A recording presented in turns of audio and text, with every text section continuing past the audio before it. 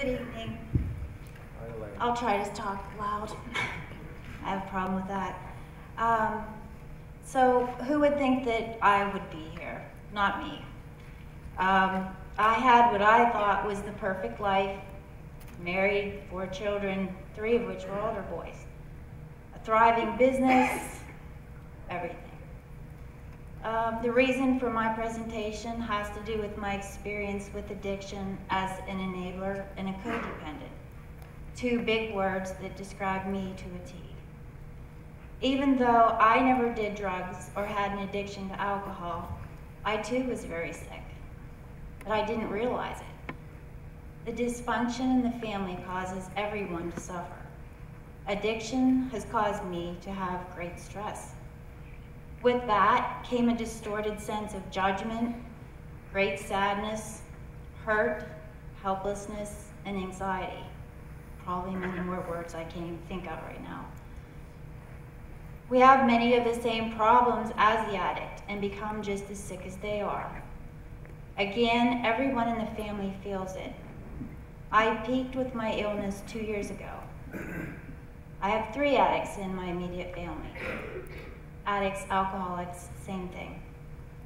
They have dragged me through their close calls of overdosing, blackouts, mental institutions, and even sending my own child to jail multiple times.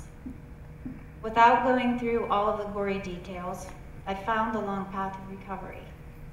The Maxims, Joe and Chris, who have put this night together, have also been a constant in my family's life for at least the last 10 years. They watched us spiral downward, and they're now watching us go upward. We've been to each other's homes for parties, visited us in the hospital, gone out to eat together, talked countless times on the phone, and of course attended YOU. You can't even imagine how many times I've asked myself, why didn't I see what was going on earlier? Without surrendering to the fact that you can't handle the chaos anymore, you are constantly taking a front row seat to addiction. It is a chronic disease, meaning that it does cause death if not treated. The enabler can also die from stress. This is a family disease. What is it like living with addicts? Well, I used to carry my purse around with me in the house, even to the bathroom. Most of the time, I would just go to bed, again with my purse under the bed, at night hoping tomorrow would be better. How crazy is that? Enabling is, say, you give them $20 to get gas. So what you're really doing is give them $20 to go get drugs. Say you pay for their cell phone. All you're doing is giving them easy access to set up their contacts. Once I even gave my one son, not Carl, not one, $100 to go to the dealer and buy back a leather jacket that he just pawned for drugs. I gave him $100 and said, please go buy this back, it's your dad's jacket. He said, sure, Mom, took my mother's car that he borrowed, and guess what? He never came home that night. That's how delusional I was. The smallest investment turns into enabling. Enabling is actually helping them to kill themselves. Once you take the safety net away, they have to face the consequences all by themselves. Being a good parent or a spouse is recognizing that your loved one is not present while under the addiction, and your job is to let them feel the consequences of their actions. Let's say they get a speeding ticket going down the parkway, and you take the ticket and say, I'll pay it for you. So why wouldn't they do it again? Stop trying to help them. You're not helping. You're prolonging their recovery. Why would they stop when you're making it so comfortable for them to use?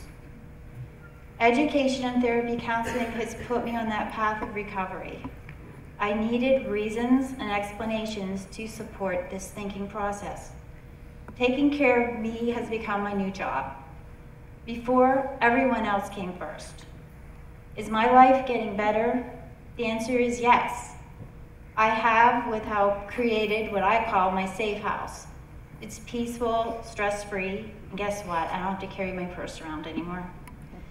What my addicts do is their own choice, and I must limit myself to interact with only those in recovery for today. Everything else is toxic to my well-being. Recovery is abstinence plus change. My son, sitting here, gives us much hope. You know, one day, about a year and a half ago, he told me he was using again. At that time, I was numb from recently losing my mother to cancer. And so I just looked at him, emotionless, and said, "You have two choices. Go get help again at a rehab, or just leave my house now." Thank God he chose to go to treatment. And so on September 11th, I had to put my kid on a plane. And he did. He went to Virginia again. And what a wonderful man he is today. I honestly couldn't be prouder. Addicts in recovery go through so much soul searching that I believe that they are the most awesome people. This is not what I planned for my life, and so I accept it as a challenge. The reward so far has been a better relationship with God, and I've met the most wonderful group of people. We learn to find gratitude in our life instead of complaining too much about all the troubles. It can always get worse. Laughing and smiling have returned, and the world looks different to me now. I am able to think things through and make better decisions. I'm working on being more assertive, because we enablers are very passive. For those of you that can relate to me, please get help now. No one can treat their own cancer, so why would you think that you can do this yourself?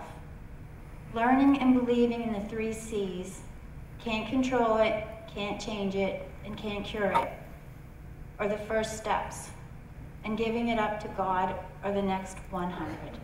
Thanks for listening.